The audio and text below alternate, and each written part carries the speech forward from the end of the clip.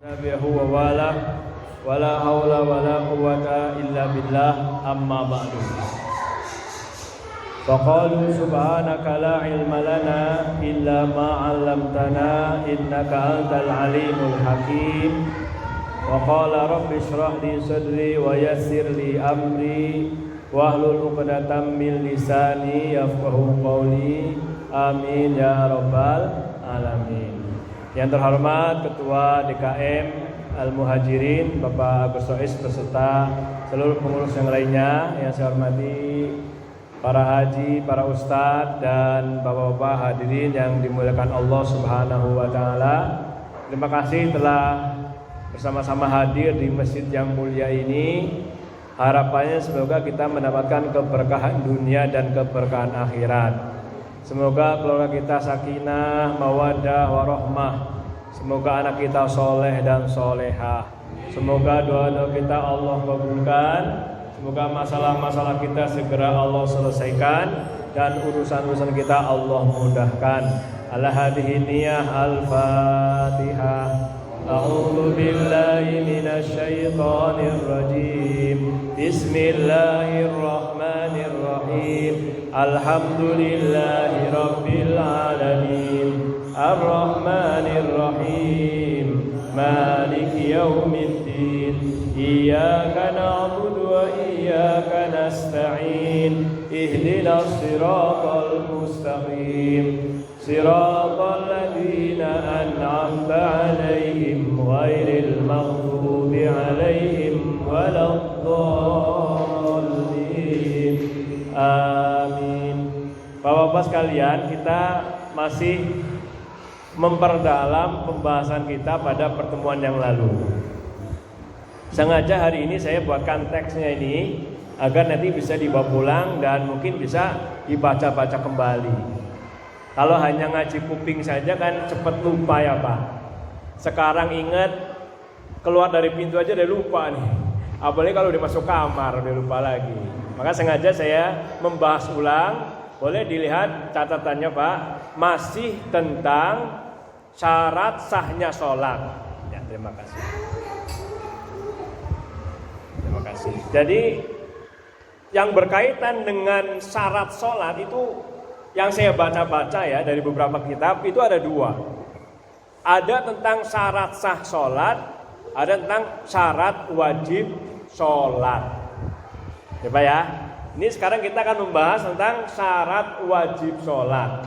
Nah, referensi utama yang saya gunakan dalam penulisan naskah ini masih tetap kitab yang sebagai standar pengajian di sini, yaitu kitab I'anatul Thalibin.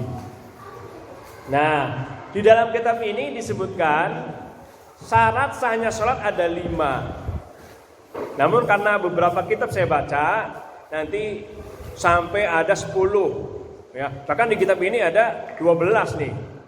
Kitab ini namanya Sulamul Munajat, ada 12. Untungnya kita pakai kitab yang ini yang hanya ada 5.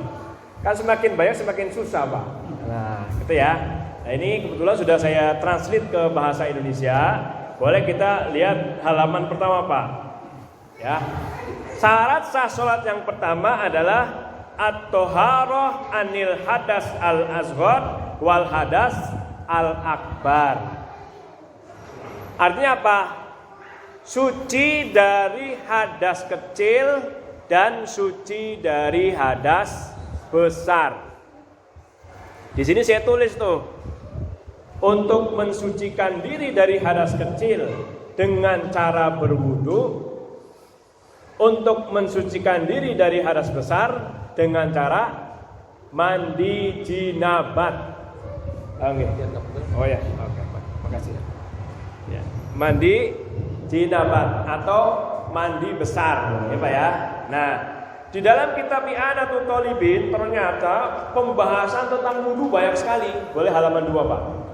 Ini saya baca singkat dulu karena nanti lebih banyak dialognya Pak ya. Nah, tapi kalau penting baru saya akan bahas agak detail. Halaman kedua.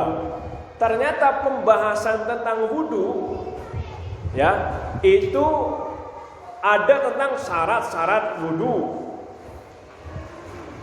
Ada lagi tentang fardu wudu. Ada tentang sunnah-sunnah wudu. Ada tentang hal-hal yang dimakruhkan dalam wudu. Ada juga pembatal wudu. Tentang wudu aja banyak banget. Terima kasih, Pak. Ini ketua masjidnya luar biasa nih. Mudah-mudahan berkah dunia akhirat. Mudah-mudahan ada di antara anaknya menjadi ulama. Amin ya rabbal alamin. Jadi salah satu ciri agar anak kita ada yang menjadi ulama termasuknya adalah senang dengan rukun-rukun wudu, sunnah-sunnah wudu, hal-hal yang dimakruhkan dalam berwudu dan pembatal wudu. Itu hanya tentang wudu. Makanya saya sengaja nih saya tulis semua nih.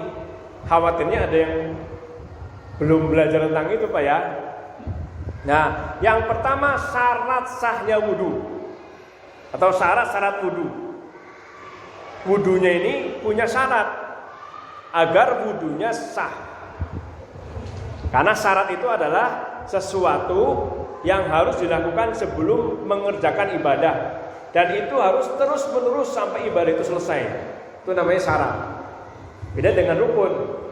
Kalau rukun adalah sesuatu yang harus dipenuhi ketika ibadah itu dilaksanakan. Untuk syarat dengan rukun bedanya begitu. Kan ibadah akan diterima apabila memenuhi syarat dan rukunnya. Nah, kalau ada yang mau tanya syarat dan rukun bedanya apa sih? Itu. Kalau syarat harus dilakukan sebelum ibadah dan harus berlangsung selama ibadah. Kalau rukun harus dilakukan ketika ibadah itu. Bedanya itu aja.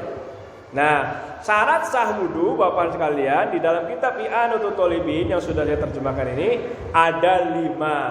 Nah, nih, syarat sah wudu ada 5. Ya mungkin ini sebenarnya Bapak-bapak juga sudah melaksanakan ini, hanya saja secara teori sekarang kita akan belajar. Ya, syarat sah wudu ada 5. Yang pertama, air yang digunakan itu harus air suci, mensucikan dan boleh digunakan. Jadi nanti kalau kita membahas air banyak, Pak. Ada 4 macam air sebenarnya.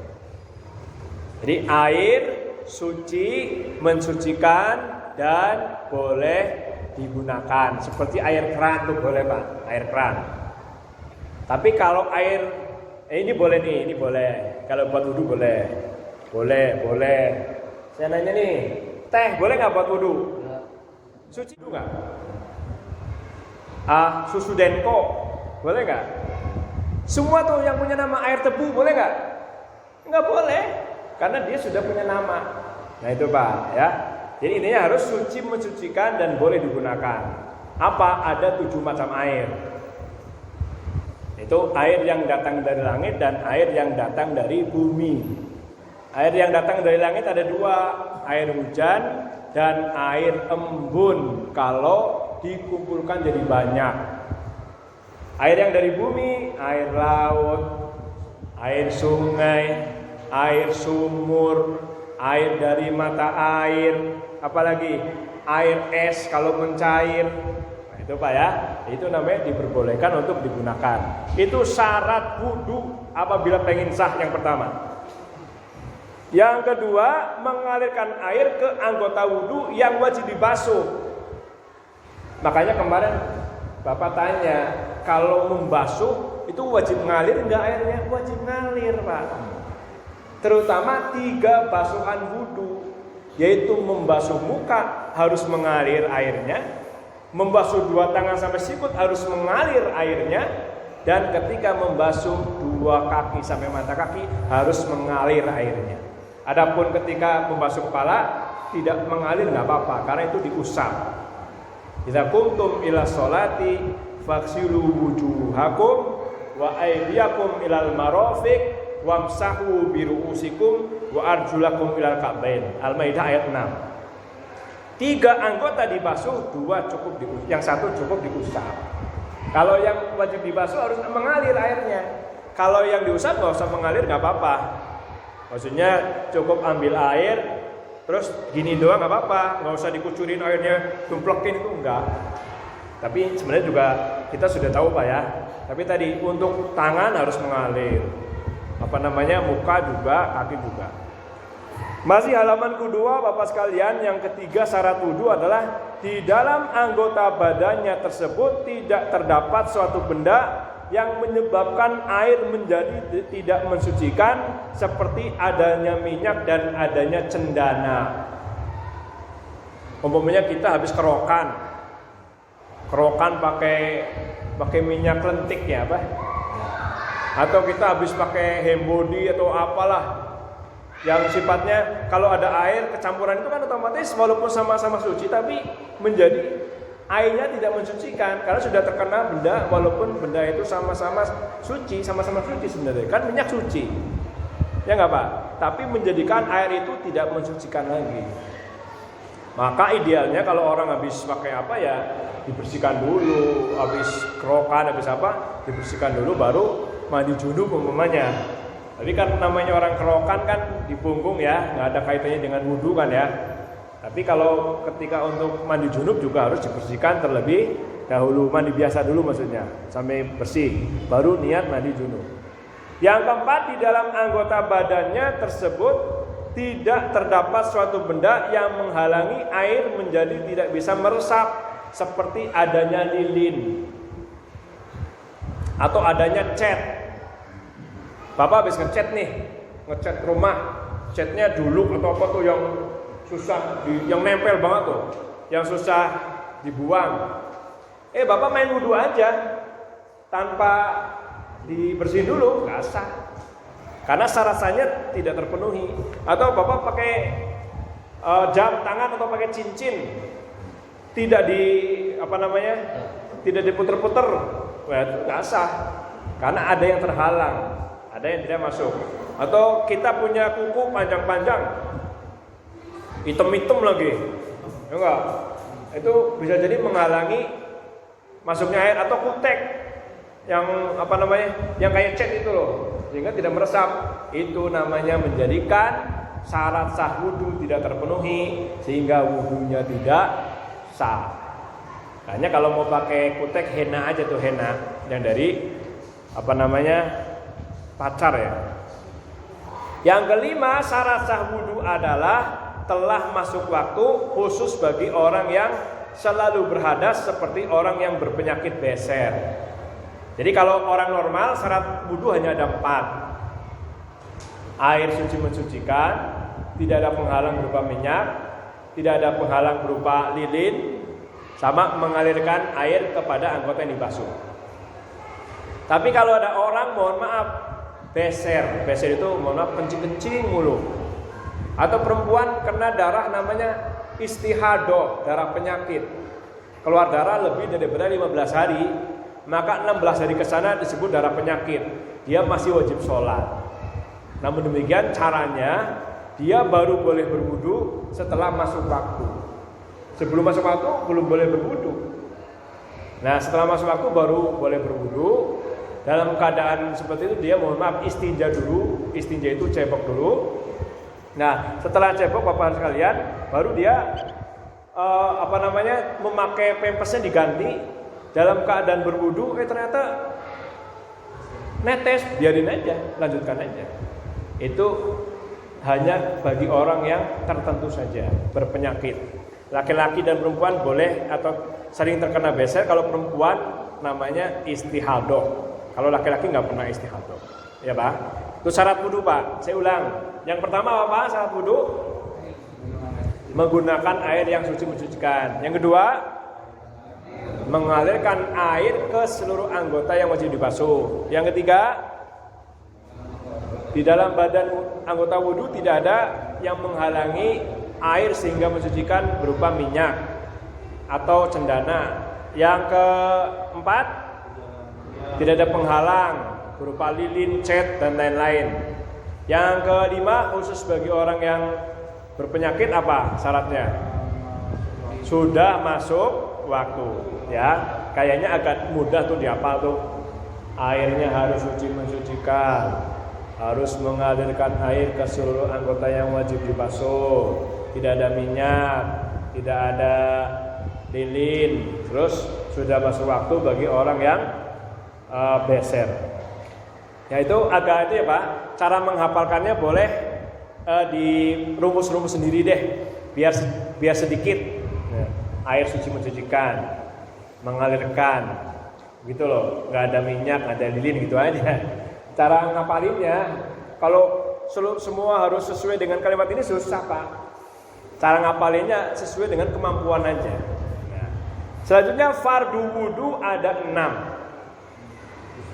Fardu itu artinya sesuatu yang harus dilakukan ketika berwudu. Ada 6. Nah ini ya.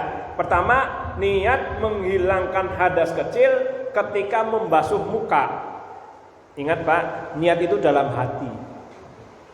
Kalau yang nawaitu raf'al hadasil azghari itu namanya talaffuz bin niat, mengucapkan niat dengan mulut, tapi belum niat itu sebenarnya. Niat itu dalam hati.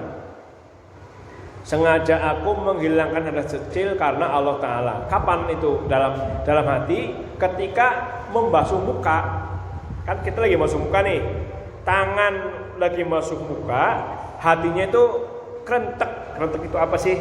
Terbersit dalam hati bahwa ingin berwudu.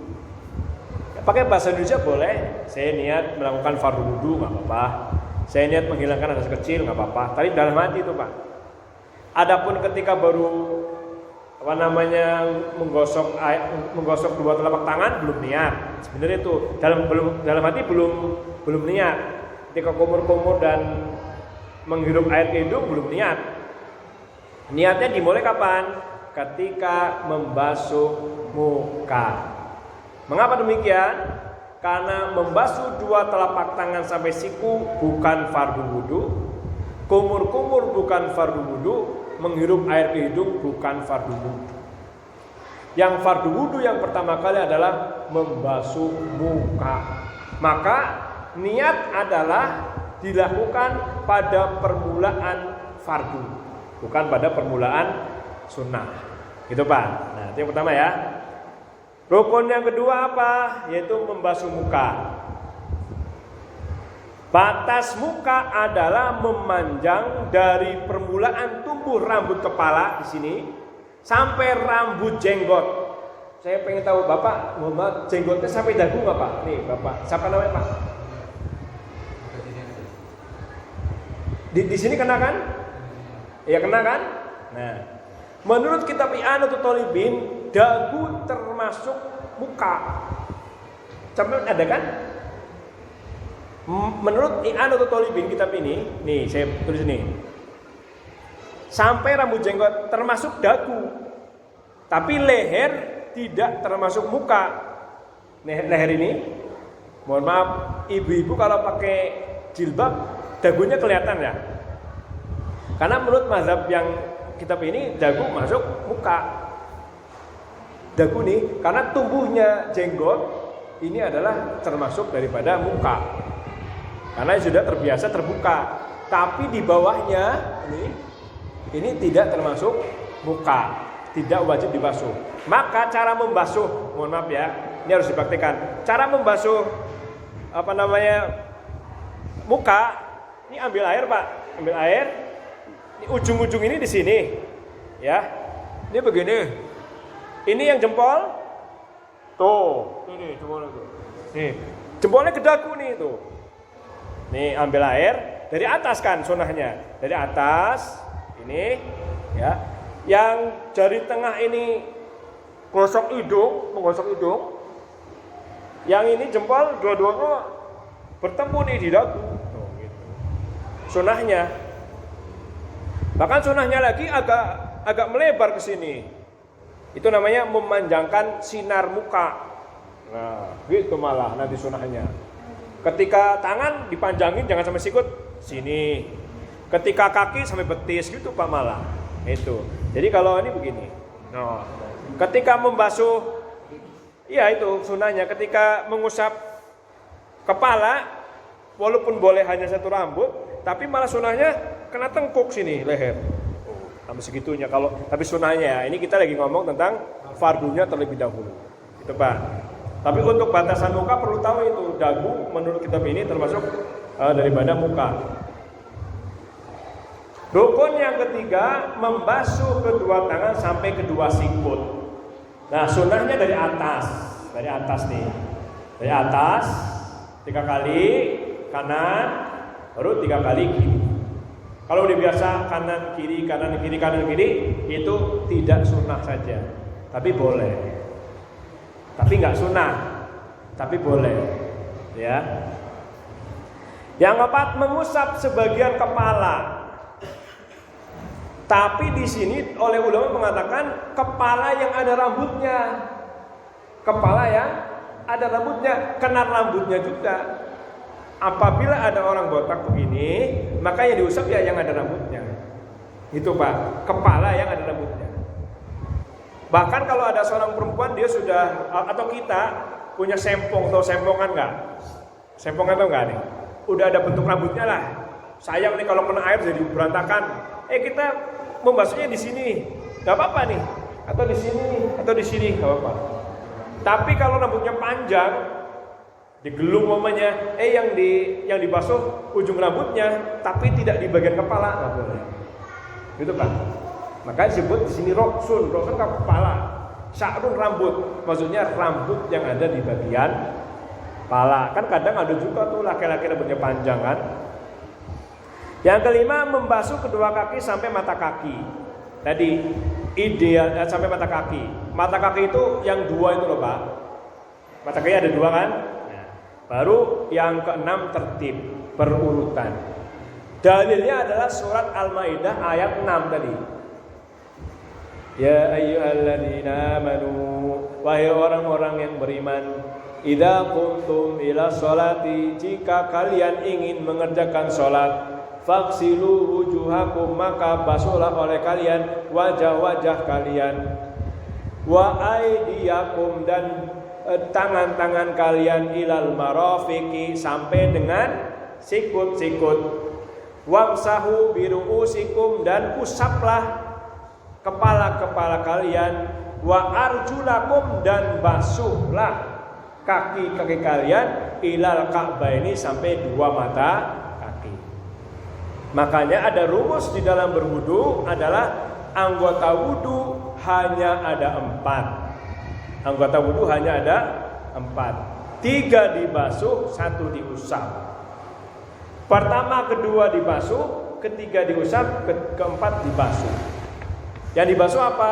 Muka, tangan, kaki. Yang diusap rambut kepala.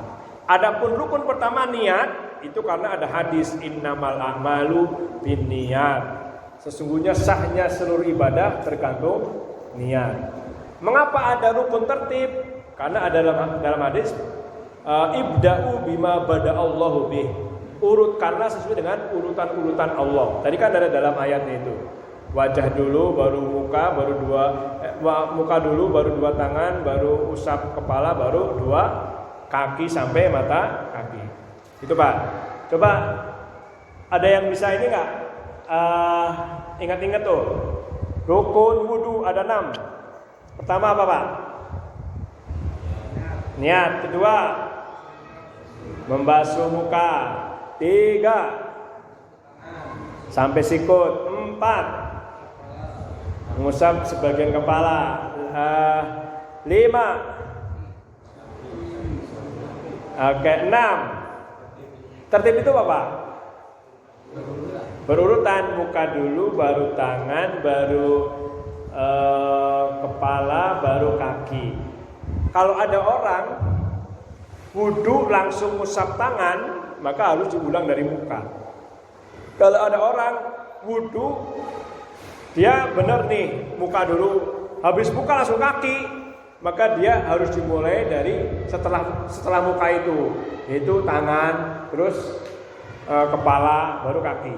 Kalau ada orang nih, muka, habis muka, tangan, habis tangan, kaki, maka dia harus diulangi dari dari kepala baru kaki, gitu Pak. Jadi yang sudah urut dianggap, tapi yang keloncat tadi diulang. Karena tadi tertib, artinya berurutan. Coba diulangi, rukun wudu ada 6. 1, 2, 3, 4, 5, 6. Nah, makanya ketika membasuh muka harus niat. Membasuh muka harus benar, jangan salah. Membasuh tangan juga harus sampai sikut. Mengusap rambut kepala.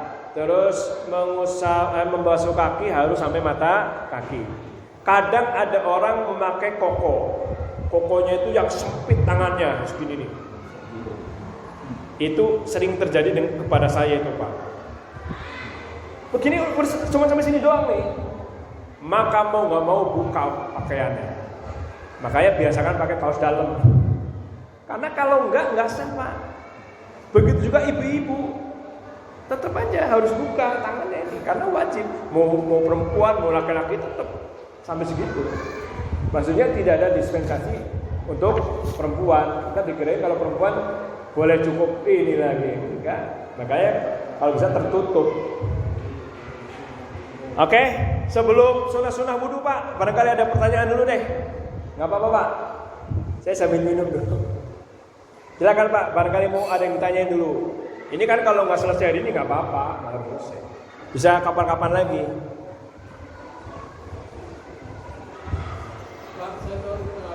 Tayamum wajibnya sama nggak dengan pakai air? Ya. Memang sengaja saya nggak menulis tentang tayamum, Pak Agus di sini, karena pembahasannya agak ribet.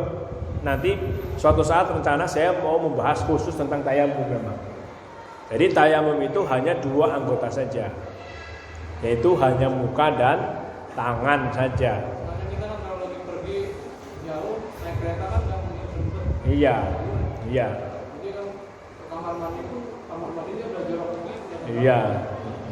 Jadi otomatis kita duduk melakukan tayamum. Iya, hanya muka dan 2 tangan. Itu pun ada yang bilang sampai sikut, ada yang cukup pakai telapak tangan saja.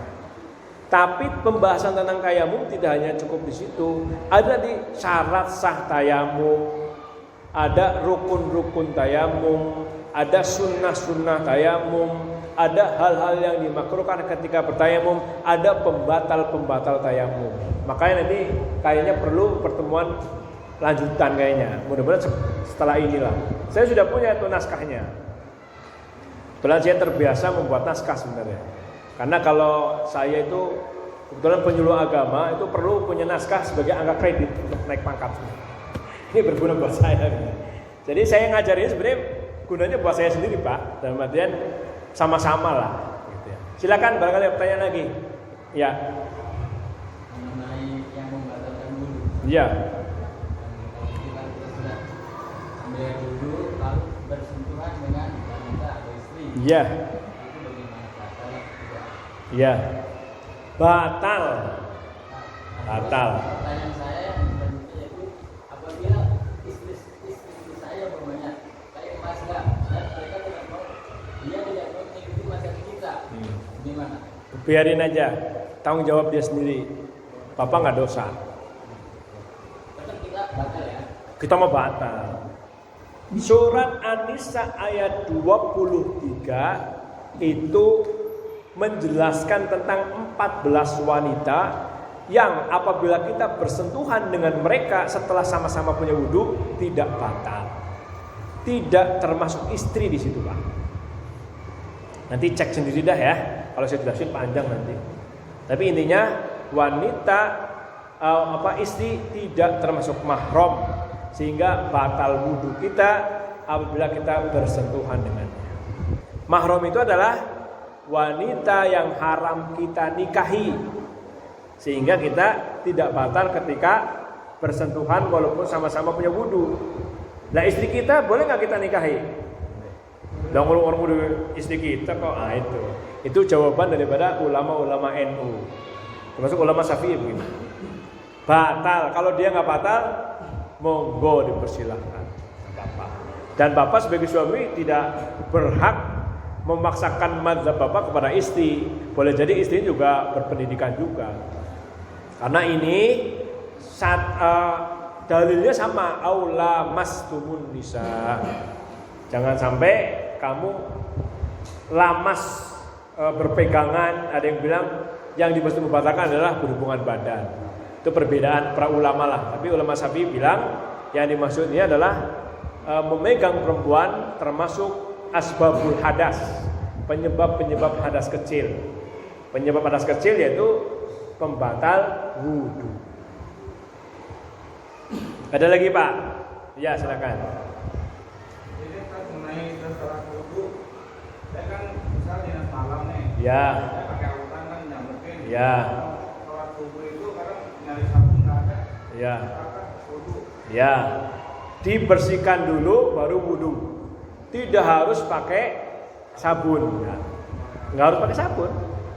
Dibersihkan dulu ya pakai air. Karena autan itu bagian daripada za'faron dan cendana tadi.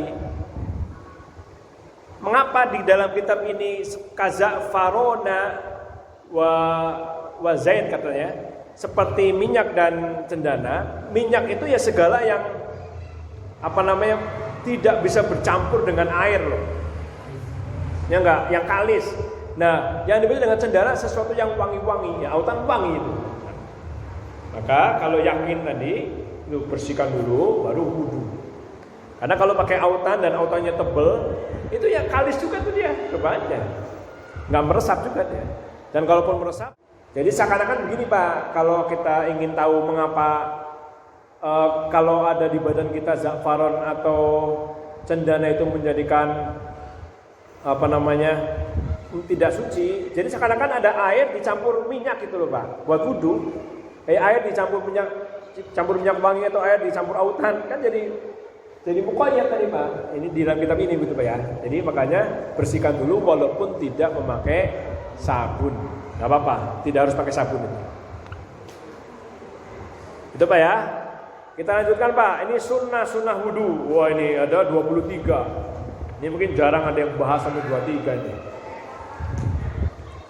Ya boleh.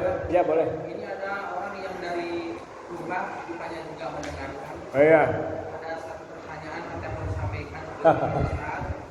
Dikas dari jauh. Bagaimana hukumnya sah atau tidak kalau kita setelah berwudu sudah selesai berwudu terus kita menyiram lagi kaki kita dengan air bekas wudu? Ya. Sah. Berarti kalau sah jadi ketua RT dong ya. Sah. Kan air bekas wudu nggak apa-apa. Walaupun dia mustakmal itu ketika dijadikan buat wudu. Tapi kalau sudah bekas nggak apa-apa. Bahkan nanti akan ada sunnah tuh.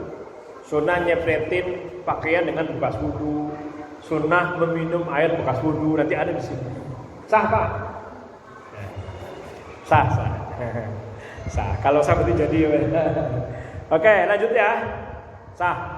Sekarang sunnah wudu. Wih, banyak, ada 23 nih. Memang kadang tidak semua kitab membahas nih, tapi di sini luar biasa nih. Ya, sunnah wudu. Yang pertama membaca bismillahirrahmanirrahim di permulaan wudu. Jadi ketika lagi masuk begini, itu bismillah Pak. Bismillahirrahmanirrahim. Syukur-syukur dimulai dengan ta'awudz. A'udzubillahi minasyaitonirrajim. Bismillahirrahmanirrahim. Itu belum niat. Ya. Terus setelah wudu membaca 2 kalimat syahadat. Setelah wudu nanti, ketika udah selesai wudu, baca 2 kalimat syahadat saja. 2 kalimat syahadat saja. Asyhadu an la ilaha illallah, syahadat pertama, wa asyhadu anna Muhammadar Rasulullah. Itu namanya 2 kalimat syahadat. Kayaknya pasti apalah. Iya Pak. Kan ketika lagi sholat aja asyhadu an la ilaha illallah wa asyhadu anna Muhammadar Rasulullah. Memang sih ada doa khusus yang agak panjang, tapi kalau nggak bisa cukup 2 kalimat syahadat, maka kita akan dibukakan 10 pintu surga. Ajaib ya. Dan membacanya menghadap kiblat. Kalau wudunya di toilet, keluar dulu dari toilet. Kemudian ada yang nanya ya. Kalau wudunya di toilet, keluar dulu. Ya. Yang kedua, membasuh 2 telapak tangan dengan pergelangannya. Jadi ini. Jadi lagi membasuh 2 telapak tangan, baca bismillahirrahmanirrahim. Sampai pergelangan ini. Sambil gini nih, ini apa namanya ini? Ya. Yang ketiga, bersiwak. Nah, ini bapak-bapak selalu bawa siwak ya. Siwak. Caranya gimana? Saya sendiri sebenarnya sudah tahu nih cara siwak, tapi karena jarang jadi nggak tahu. Siwak ya itu. Siwak itu sebelum wudhu siwak. Kalau nggak punya, tanya nih sama Ustadz Nanang mana? Nggak ada orangnya. Lagi keluar ya.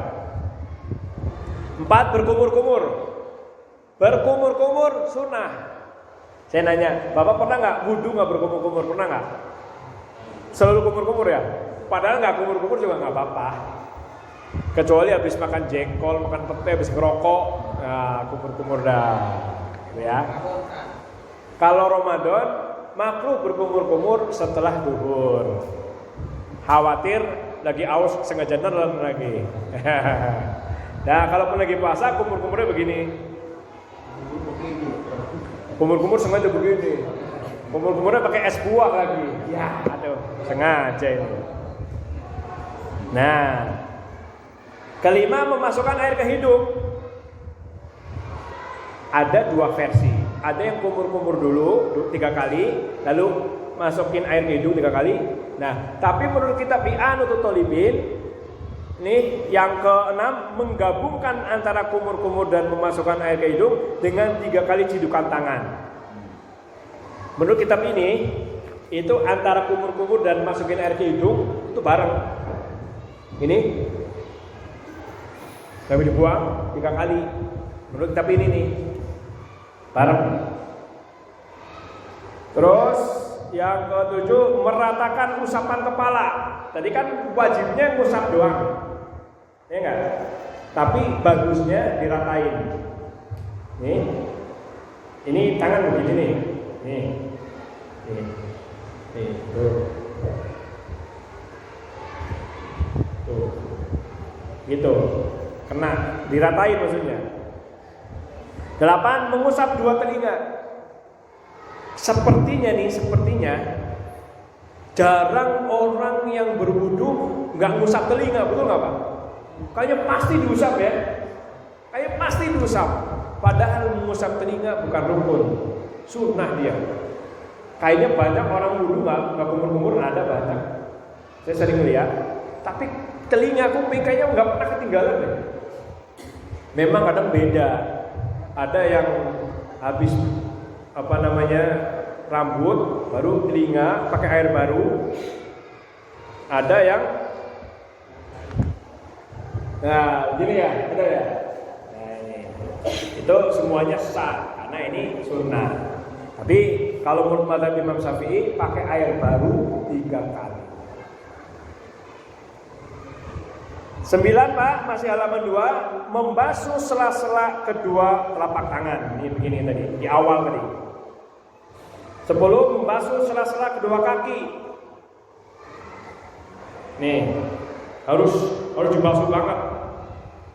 Maksudnya, ketika lagi membasuh kaki, bukan cuman, mohon maaf ya, gini-gini doang kan air gitu loh. Bapak kalau gitu gimana? Iya kan? Begini-gini doang kan? Ya kan? Sama saya juga. Padahal sunnahnya nih, ini kan kaki kanan. Ini jari kiri ke sini nih sunnahnya. Makanya saya luar biasa. Hampir semua masjid yang komunitas jamaah tabligh itu cara wudhunya apik banget. Kan sambil duduk sini tuh, kan gampang banget untuk jalan-jalan gitu, ya kan? Makanya terus di toilet juga keluar pasti ada air buat nyiramnya. Mantap deh, bener deh. Tinggal duduk kan gampang begini. Nah kalau wudhunya berdiri malah gini-gini doang. Nah padahal sunnah tuh Pak. Nah itu ya, maksudnya malah kalau sampai sela-sela kaki itu nggak basah, nggak sah Pak. Tapi biasanya sih kalau digitu-gituin doang juga kena semua, namanya air kan mengalir ya. Nah selanjutnya membasuh sela-sela jenggot yang tebal. Kalau jenggot tipis seperti saya harus basah semua nih. Tapi jenggot yang tebal itu boleh begini-gini. Iya Pak ya, begini-gini boleh nih. Tapi kalau jenggot tipis harus kena semua. Kalau tebal boleh gini-gini. Sunnah. Nah, yang ke-12 memanjangkan cahaya. Ingat Pak, nanti orang yang suka wudunya benar, nanti di akhirat itu ketika alam mahsyar itu wajahnya bercahaya karena wudu. Bagaimana caranya? Ada 3. Nah, ini saya tulis nih. Ketika membasuh muka, sertakan membasuh kepala bagian depan, 2 telinga dan tengkuknya. Lagi basuh muka nih, sampai begini, tengkuk ikut dibasuh. Ada beberapa orang yang terbiasa membasuh tengkuk. Nah, itu dirahmati oleh Allah, dikasih sayangi oleh Allah. Tapi jarang juga tuh orang membasuh tengkuk. Itu memanjangkan cahaya. 2. Ya, ketika membasuh kedua tangan, sertakan membasuh bagian atas sikut. Jadi jangan cukup sampai sini, usah sampai sini. Bahkan mohon maaf, ada ulama tertentu ketika wudu pakai kaos lekton doang. Tahu nggak kaos lekton? Kaos dalam, singlet. Ketika membasuh tangan, keteknya dibasuh. Nah, itu memanjangkan cahaya. Ya mungkin supaya jangan bau kali ya. Tapi itu sunnah lah. B ya, C. Ketika membasuh kedua kaki, disertakan membasuh kedua betis. Jadi tidak hanya mencukupkan diri cuma sampai mata kaki, tapi sampai betis. Ada nggak membasuh kaki sampai cengkul? Enggak ya. Minimal sampai betis. Itu nanti orang yang terbiasa begitu, wajahnya bercahaya. Di akhirat maksudnya. Yang ke-13 Pak, semua sunnah dilakukan 3 kali. Begini 3 kali, kumur-kumur 3 kali, ngesum 3 kali, muka 3 kali, tangan 3 kali. Nggak boleh lebih dari 3 kali, makruh. Kurang dari 3 kali, makruh juga. Ya, walaupun boleh. 14, mendahulukan anggota badan sebelah kanan. Tadi di kanan dulu 3 kali, kanan dulu 3 kali, baru kiri 3 kali. Bukan kanan kiri, kanan kiri, kanan kiri, bukan. Ya, bagaimana dengan telinga? Telinga juga ada boleh 3 kali dulu baru itu. Tapi rata-rata langsung ya. Tapi nggak masalah deh. Tapi yang sunnahnya begitu. 14 mendahului 15 bersambung. Saya tanya, apa bedanya bersambung dengan tertib? Ya. Nah, saya ngeteh dulu nih. Ibu mau ngeteh, Bu? Apa bedanya bersambung dengan tertib?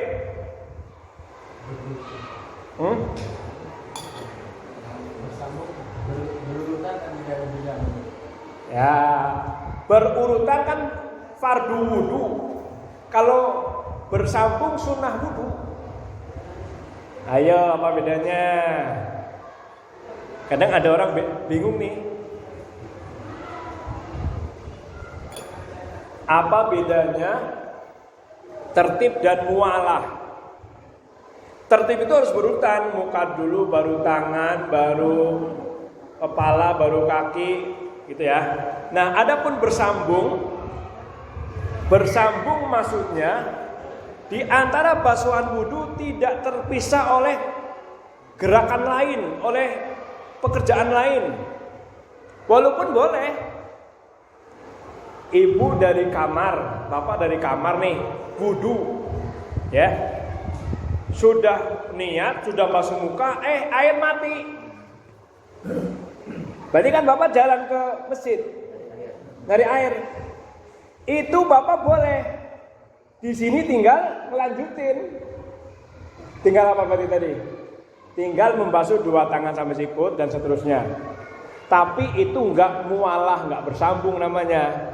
Maka lebih baik bapak mulai dari awal aja, biar bersambung. Tapi kalau udah komat, pengen dapetin takbiratul ihram, ya udah nggak apa-apa. Meneruskan yang tadi itu, tinggal 2 tangan. 16 bersungguh-sungguh dalam membasuh tumit.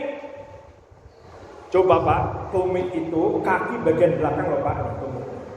Kadang orang namanya orang berwudu, kan dia hanya ingin membasuh bagian depannya doang begini-begini, enggak? Dia lupa dengan tumitnya. Wah tadi sebaik-baiknya Berwudu itu duduk tadi itu. Keren di sini nih. Duduk ketika lagi masuk kaki beneran. Sela-sela ini juga kena. Apalagi sampai betis. Mantep deh. Tambah yakin tuh. Kalau wudunya ngikutin fardu, ngikutin sunnah, insya Allah sholatnya mantep. Kan kadang ada orang yang sholatnya nggak mantep ya. Ya mungkin kurang pas ketika toharohnya. Nah, yang ke-17 menghadap kiblat. Jadi bagusnya menghadap kiblat. Kalau di sini nggak menghadap kiblat ya. Sunnah menghadap kiblat sebenarnya. Maksudnya wudunya menghadap sana. Nah ini yang penting cukup tahu ya. Cukup tahu, bukan berarti saya memprotes ini, enggak. Ini kan lagi taklim bukan ini ya. Ini hanya taklim ya, maksudnya bukan yang ada kita ini enggak. Yang bagus saya bilang bagus. Tapi ini taklim. Itu namanya menghadap kiblat. Atau bikin satu enggak apa-apa, kalau kiblat itu biarin. Nah, yang ke-18 tidak berbicara selama berwudu. Tapi orang berwudu sambil bicara enggak batal wudunya. Tapi sunnah tidak bicara dalam berwudu. Walaupun ketika wudu bicara batal enggak? Enggak batal. Tapi sunnahnya jangan ngomong. Nah, tidak menyeka air bekas wudu. Jangan dilap pakai sapu tangan itu enggak usah. Kalau mau lap pakai tangan aja biasa enggak apa-apa. Sapu tangan jangan. 20 membaca 2 kalimat syahadat sudah berwudu yang tadi ya. Asyhadu an la ilaha illallah wa asyhadu anna Muhammadar Rasulullah. 21 minum air sisa wudu. Nah ini tadi Pak. Minum aja boleh, apalagi nyepretin doang. Nah. Itu tabarukan aja. Kenapa? Gak apa-apa. Ya, 22 memercikan air sisa wudu pada pakaian tuh, ya kan? Gak apa-apa. Sholat sunnah 2 rakaat setelah wudu. Sholat sunnah apa namanya? Sholat sunnah syukur wudu. Sholli sunnatan di syukril wudu'i lillahi ta'ala. Nah ini Bapak sekalian, ternyata membahas nggak habis-habis ya. Sudah jam 8:30 ya, jangan terlalu lama lah. Takutnya Bapak juga capek ya. Intinya sudah kita bahas tentang fardu wudu, sunnah wudu ya. Nanti kapan-kapan mudah-mudahan bisa dilanjut hal-hal yang dimakruhkan dan pembatal wudu. Nah itu ya. Jadi hal-hal yang dimakruhkan dulu deh. Hal-hal yang dimakruhkan adalah melakukan wudu dengan kurang atau melebihi 3 kali basuhan, tuh makruh. Nah, pembatal wudu ada 4. Keluar sesuatu dari 2 jalan, baik angin, cair atau benda padat, batalin wudu. 2, hilang akal, sebab gila atau mabok atau ayan atau pingsan. 3, memegang kemaluan manusia walaupun kemaluan diri sendiri dengan telapak tangan bagian dalam. 4, bersentuhan kulit lelaki dan perempuan yang bukan mahram. Ini Pak tadi Pak, istri bukan mahram ya. Demikian Bapak hadirin sekalian, mungkin nggak ada pertanyaan lagi ya. Oh ya boleh. Yang dari rumah katanya, Pak Ustadz, saya mau berniat pakai kutek katanya. Kan itu nggak boleh. Kalau misalkan sebelum pakai kutek, ngambil air dulu biar tubuhnya kena air wudhu, gimana selanjutnya? Apakah sah? Apa tetap tidak sah untuk selanjutnya? Terima kasih. Terima kasih. Memang ada pembahasan tentang orang yang memakai perban itu karena sakit. Itu diperbolehkan memakai perban. Syaratnya adalah dia berwudu dulu baru pakai perban. Nanti ketika berwudu untuk selanjutnya perban nggak usah dicopot. Ini kejadiannya apabila darurat. Ada pemakai kutek ya. Kutek itu kan bukan dalam kondisi darurat, hanya untuk kecantikan, maka tidak boleh. Tidak boleh, udah biasa aja kukunya lah. Tapi boleh second opinion ya, boleh tanya sama ustadz yang lain. Kalau saya nggak berani ngomong boleh, kecuali pakai yang pacar tadi. Kalau pacar boleh. Ya demikian, mudah-mudahan ada manfaatnya. Kalau nanti saya ada waktu lagi, mungkin ini kita lanjutkan. Ya, mungkin kita lanjutkan dan itu buat bapak-bapak sekalian bawa pulang aja. Ya, kalaupun nanti ketika kita ngaji lagi nggak ke bawah nggak apa-apa. Yang penting nanti saya jelaskan. Ya, saya mohon maaf bila banyak kesalahan. Mari kita tutup dengan doa kifaratul majlis. Subhanakallahumma wa bihamdika asyhadu an la ilaha illa anta astaghfiruka wa atubu ilaik. Mohon maaf. Wassalamualaikum warahmatullahi wabarakatuh.